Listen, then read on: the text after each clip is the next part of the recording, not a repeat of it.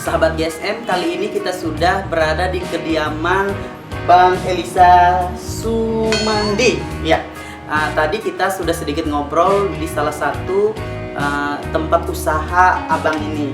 Nah, kali ini kita akan lanjut kembali obrolan kita sahabat GSM, di mana beliau ini banyak sekali ternyata profesinya yang bisa menjadi motivasi untuk seluruh sahabat GSM di luar sana.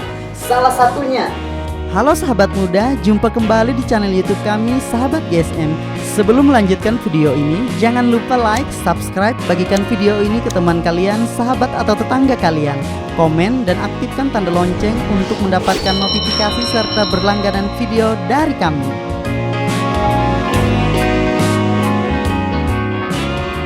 Berprofesi sebagai pendeta, benar Bang? Iya, betul. Iya. Dosen? Iya. Kemudian pembisnis juga?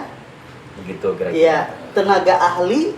Iya, di DPR. Tenaga ahli di DPR ya. Iya. Nah, yang terpenting juga ada satu bisnis profesi tambahan sebagai sutradara.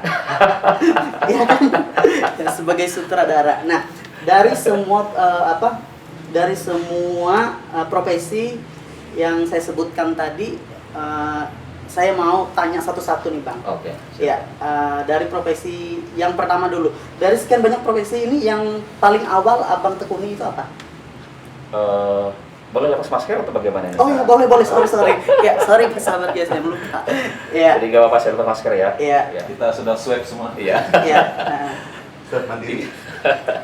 Jadi saya 2003 itu ditabiskan sebagai pendeta.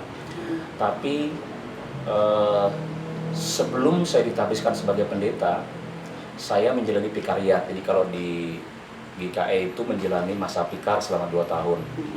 Nah, selama menjalani masa pikar itu, saya juga sebenarnya sedikit belajar berbisnis. Nah, saya belajar berbisnis waktu itu dengan konsinyasi dengan beberapa toko buku di Jogja maupun Jakarta. Dan dari buku-buku itu saya jual.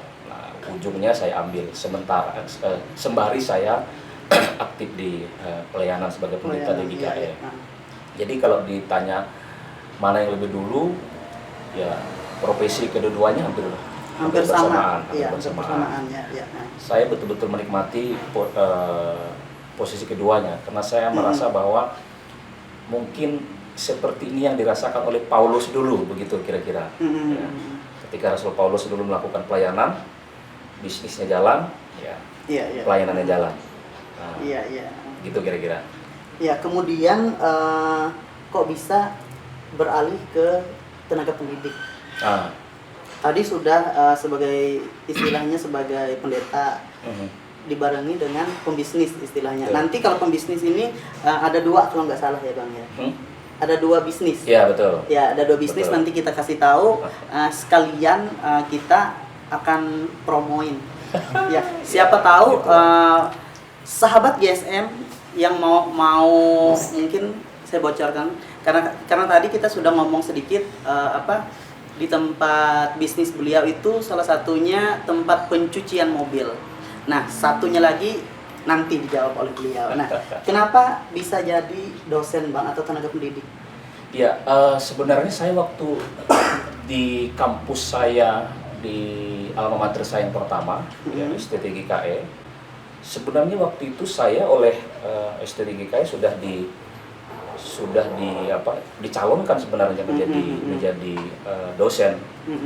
Tetapi karena ada perubahan satu dan lain hal di perjalanan, waktu itu ketika saya melakukan tugas sebagai pikar di Kapuas Barat, saya bersentuhan dengan gerakan kredit union. Nah, saya memfasilitasi masyarakat, memperkenalkan kredit union kepada masyarakat. Saya berpikir bahwa masyarakat harus diperkuat secara ekonomi. Sebagus apapun pendidikan seseorang, kalau dia tidak cerdas secara finansial, itu juga tidak terlalu berdampak baik bagi ekonominya kemudian hari. Nah, kegiatan saya yang berkecimpung dengan kredit union itu membuat saya memutuskan untuk tidak mengambil tawaran untuk studi waktu itu. Ya. untuk ngambil S2 waktu itu sebagai dosen ya. Jadi rezekinya mungkin ke teman atau kepada rekan yang lain. Iya, iya. Tetapi karena memang sepertinya passion saya untuk berbagi dengan orang lain itu tetap ada ya. Sekitar tahun 2012 kalau tidak salah ya, saya diajak oleh Pak Dr. Marco Mahin ya, waktu itu untuk membantu beliau ngajar di Unkrip, Universitas Kristen Palangkaraya yang juga adalah kampus milik gereja di sana. Jadi sejak itulah saya mengabdi di kampus itu, meskipun sebenarnya waktu itu saya betul-betul mengabdi murni. Jadi posisi saya tidak digaji, tidak dibayar. Oleh karena itu waktu itu saya mengatakan kepada mahasiswa bahwa jangan Anda berpikir bahwa karena saya tidak dibayar, saya tidak digaji, ya, lalu saya akan malas-malasan ngajar Anda, saya akan malas-malasan turun. Oh, jangan harap. Saya akan tetap mengajar Anda sesuai dengan tuntutan profesi yang tanggung jawab yang diberikan kepada saya. Jadi praktis sejak 2012 saya ngajar di Unkrip. Lalu tahun 2016 dipertegas lagi oleh gereja dengan 2017 dengan memberikan SK penempatan secara definitif kepada saya di Unkrip sebagai tenaga pengajar. Ya memang base saya di Unkrip, tapi saya juga ngajar di beberapa kampus sebenarnya, di Kota Palangkaraya bahkan di tempat lain. Cuman memang awalnya memang di Unkrip ya Bang? Betul, base saya di Unkrip. Ya untuk aktivitas sebagai dosen, pengajar atau dosen tadi ya. Bang, saya mau nanya lagi nih Bang, pada saat profesi Abang sebagai pendeta itu pengalaman Abang yang tidak terlupakan selama pelayanan di mana-mana tempat itu Bang, di mana Bang? Yang menarik itu tahun 2006. Waktu itu saya ditugaskan sebagai pendeta di salah satu resort di Kapuas, Resort Pandomai waktu itu. Ya. Waktu itu masyarakat kita, yang ada di Kapuas Barat dan sekitarnya waktu itu, termasuk jemaat sebenarnya, itu lahan-lahan mereka itu dicaplok oleh perusahaan sawit. Wah, dicaplok kemudian ada masyarakat kita, jemaat kita yang merasa, loh, ini kok lahan saya tiba-tiba ditandain mau digarap untuk perusahaan sawit. Nah, beberapa jemaat langsung kebingungan, gimana caranya? Jadi waktu itu saya bilang, ya udah, kalau misalnya kalian mau tolak. Nah, sejak itulah saya menjadi seperti tempat mengadunya masyarakat maupun jemaat. Nah, waktu itu kita mengumpulkan tanda tangan penolakan, dan penolakan ini menjadi berita yang santer, berita yang ramai, berita yang viral kalau diistilahkan saat ini. Sampai waktu itu anggota DPR provinsi turun tangan, kemudian saya pribadi juga diinterogasi polisi, saya dibilang provokator segala macam, saya diancam secara verbal maupun non verbal waktu itu. Tapi saya merasa bahwa saya tidak berada di jalan yang salah. Saya merasa bahwa kalau Tuhan berada dalam posisi seperti ini, maka Dia juga tetap berada dalam sisi orang-orang yang tertindas. Betul. Nah, posisi itulah yang membuat saya waktu itu secara manusia nyawa saya terancam. Akhirnya saya memutuskan waktu itu saya berjuang lewat jalur yang agak berbeda. Nah, tahun 2005-2006 ya. Ya, puji Tuhan saya dengar perkembangannya karena waktu itu saya sudah keluar dari Mandaumai. Setelah itu saya dengar beberapa tahun memang perusahaan itu terbukti memang tidak serius. Nah, walaupun waktu itu sempat terjadi riak-riak yang mungkin untuk ukuran saat itu ya ramai gitu. Bayangkan seorang pendeta dibilang provokator kan? Padahal kita merasa bahwa ini jalan yang sudah benar. Itu yang salah satu pengalaman sebagai seorang pendeta yang ada di daerah. Nah, kalau mau tanya pengalaman yang lain nih. Yang lain, misalnya Bang, berhubungan dengan mistik misalnya, atau yang horor-horor atau gimana gitu. Karena gini Bang, karena beberapa daerah Mm-mm. itu kan banyak sekali banyak menyimpan penolakan biasanya untuk pendeta-pendeta, khususnya pendeta-pendeta GKI itu, Bang. Ada nggak, Bang, pengalaman-pengalaman demikian? Saya secara khusus tidak mengalami ya. Tidak mengalami ya, Bang.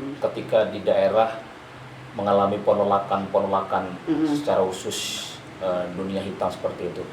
Tetapi kalau pendeta, sebagai pendeta saya pribadi yang berhadapan dengan kekuatan gelap seperti itu, kita sering. Ya, misalnya orang yang kerasukan, ya, misalnya di Palangkaraya, saya pernah diminta untuk menangani beberapa mahasiswa yang pernah kerasukan di kosnya, kemudian ada perkemahan pramuka yang pernah terjadi di Poltekkes misalnya, Poltekkes, saya lupa tahun berapa. Nah, itu kita mungkin hal-hal seperti itu yang berkaitan dengan dunia dunia lain begitu kan. Nah, kita berhadapan ya, karena kita merasa bahwa orang-orang, termasuk orang-orang yang kena itu, diyakinkan bahwa ada kekuatan yang harus mereka pegang gitu, kekuatan yang jauh lebih besar ketimbang kuasa kegelapan itu. Iya, Nah, betul. itu kalau yang berkaitan dengan dunia ini. Dunia lain ya, Bang. Dunia lain. Iya, dunia lain. Oke, selanjutnya, Bang, ini saya mau nanya juga, kenapa Abang bisa terjun di dunia politik lah anggapannya, sebagai tenaga ahli kan salah satu profesi Abang itu sebagai tenaga ahli katanya. Betul. Iya kan, kameramen? Enggak, oke. Ya, kok bisa arah-arahnya ke situ gitu? Iya. Jauh gitu loh dari dosen pendeta, langsung larinya ke situ lagi. Sebenarnya kenapa saya sudah ini kali kedua saya, periode kedua saya sebenarnya menjadi tenaga ahli di DPR RI. Periode pertama itu tahun 2015. Waktu itu saya membantu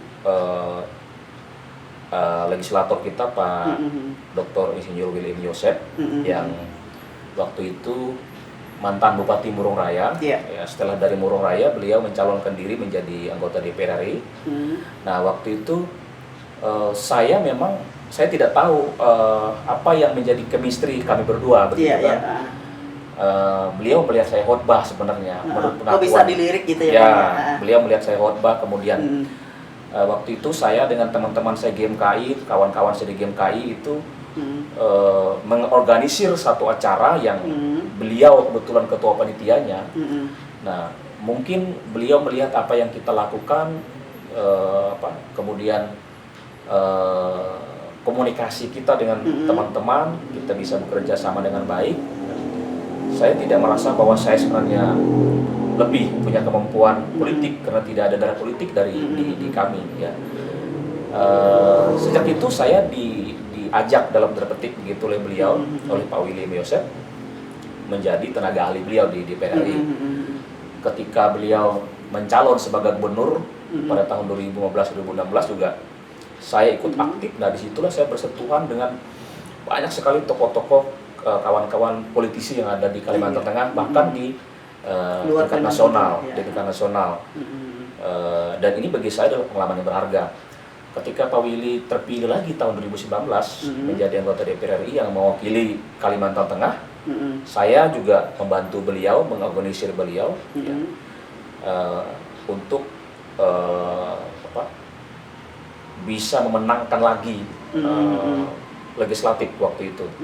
Dan saya kembali untuk membantu beliau di DPR RI. Tugas-tugas di DPR RI memang lumayan berat, terutama untuk saat-saat seperti ini kita menjadi semacam perpanjangan tangan anggota DPR sebenarnya di masyarakat. Misalnya bagaimana proses penyaluran dana aspirasinya, bagaimana proses merangkum aspirasi dari masyarakat. Kemudian kita membantu anggota untuk memikirkan banyak hal, misalnya berkaitan dengan ketika anggota mau rapat, mau reses, mau sidang. Nah, jadi tenaga ahli itu dalam tanda petik menurut kawan-kawan itu dalam banyak kesempatan itu bisa diartikan sebagai otaknya anggota DPR atau orang tukang yang paling masaknya. sibuk ya. Tukang masaknya gitu kalau di dapur begitu, meramu apa yang harus dimasak. Meramu sampai menghidangkan. Betul. Ya. Nah, nanti yang menyampaikannya ya anggota DPR. Bagaimanapun Iya, iya. kita adalah orang yang di balik layar. Nah, Ya anggota DPR lah bintangnya di situ gitu kan. Kita adalah orang yang membantu beliau, supporting system. Ya, karena semua Iya. anggota DPR RI itu punya tenaga ahli. iya, iya. Ya, kebetulan saya dipercayakan oleh negara, oleh Pak Willy untuk mengemban tugas ini.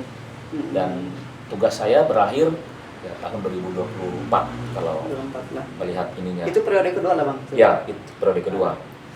Pernah terpikirkan nggak Bang, menjadi salah satu tenaga ahli? Saya sebenarnya tidak memikirkan, ya. Bagi Karena gini, kan istilahnya, kalau menurut saya nih ya, sahabat-sahabat ISM ya, Abang ini masih muda nih. Pernah nggak terpikirkan, kok saya gitu, banyak orang-orang di luar sana yang mungkin menurut Abang lebih hebat daripada saya gitu. Kok pernah terpikirkan nggak? Gitu. Ya, saya sih sebenarnya mengalir ya dalam hal itu. Saya tidak pernah memikirkan dulu juga, misal ketika saya melepas passion saya sebagai dosen, saya tidak mikirkan lagi untuk kembali menjadi pendidik misalnya. Iya, Sama dengan betul. halnya menjadi tenaga ahli. Ketika saya masuk membantu waktu itu, membantu Pak Willy, karena mungkin Pak Willy melihat ada sesuatu yang bisa dia ambil dari saya. Ya. Lalu ketika ada rekrutmen tenaga ahli saya diterima misalnya, bagi saya itu mengalir saja. Oh iya. Yang kedua dipilih lagi untuk menjadi tenaga ahli untuk prodi kedua ini juga bagi saya juga mengalir saja. Saya tidak pernah memimpikan. Bagi saya begini, saya percaya bahwa Tuhan itu sangat baik. Iya, betul. Tahun 2012 saya mengatakan kepada mahasiswa saya, di tempat ini saya melayani kalian. Ya. Di tempat ini saya menghabiskan tenaga, waktu, bahkan dana saya. Iya. Ya. Saya tidak dibayar di tempat ini. Tapi Tuhan itu baik. Rupanya Tuhan kasih rezeki kepada saya lewat pekerjaan yang lain, lewat channel-channel yang lain. Nah, itu saya lihat bahwa Tuhan itu luar biasa baik. Ya. Jadi saya tidak mau hitung-hitungan dengan Tuhan hal-hal seperti ini. Jadi kalau Tuhan bilang kamu ngajar, mau dibayar berapa? Ya, hari ini saja sebenarnya kalau mau jujur, ya, hari ini saya sebenarnya ngajar di kampus punya GKE, kampus kebanggaan GKE. Ya, saya dibayar jauh dari gaji pokok saya sebenarnya sebagai pendeta GKE ya, jauh sekali. Tapi saya tidak pernah mau hitung-hitungan. Saya bersyukur dulu saja saya tidak digaji, saya masih bisa melayani.